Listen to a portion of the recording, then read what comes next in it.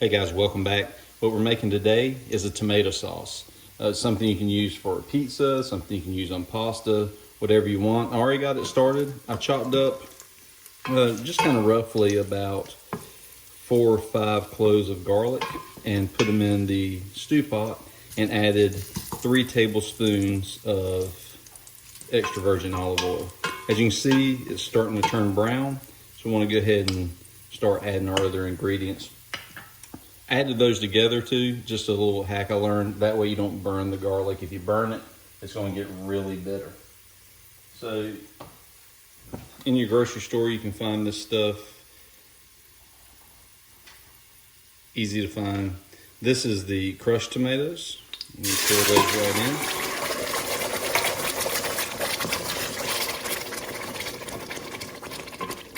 It's going to make a lot of noise, and steam, but it didn't really splash anywhere. It's just kind of inside the pot. Stir that up. Now we're going to add in 2 cans of the whole peeled tomatoes.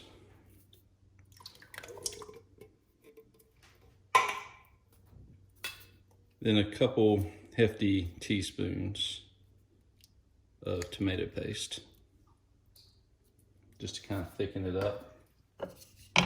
Go ahead and stir that up a little, and you can kind of crush those tomatoes a little more.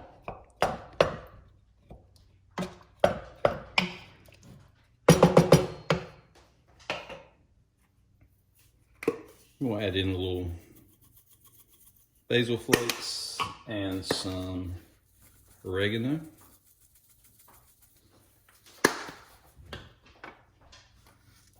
And some salt.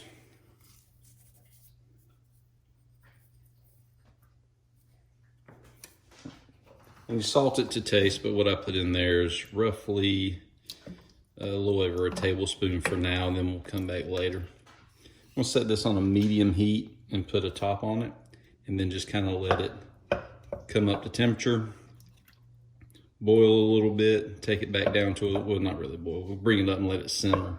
And then we'll come back and we'll eventually finish crushing these tomatoes out as they cook down.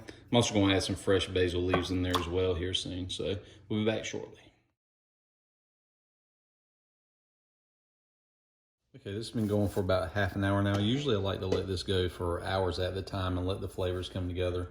Let me make sure I got in our measurements there. It was about 5 cloves of garlic, 3 tablespoons of extra virgin olive oil, about a tablespoon of kosher salt, 2 teaspoons of oregano, and 2 teaspoons of basil leaves that just crushed at once. I do that for a quick infusion, but if you can see in there, I also threw in probably about a 1/4 cup of fresh basil leaves.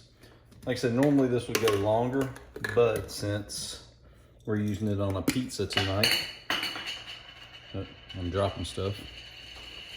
Since we're using it on a pizza tonight, I just want to do a quick one. We're going to add in some crushed black pepper.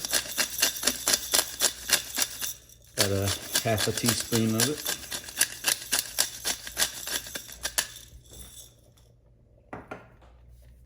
And then bring in the trusty immersion blender to break up these tomatoes.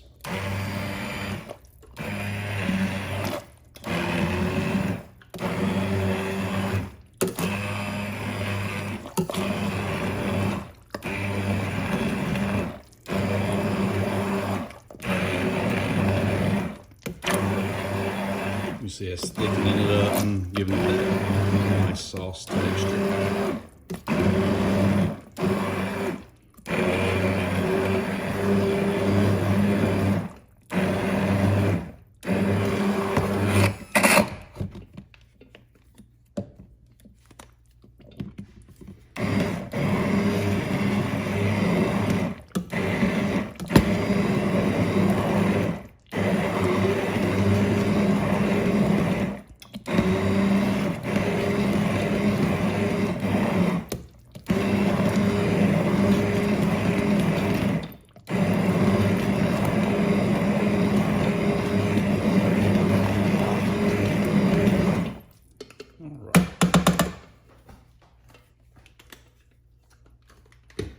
There we go.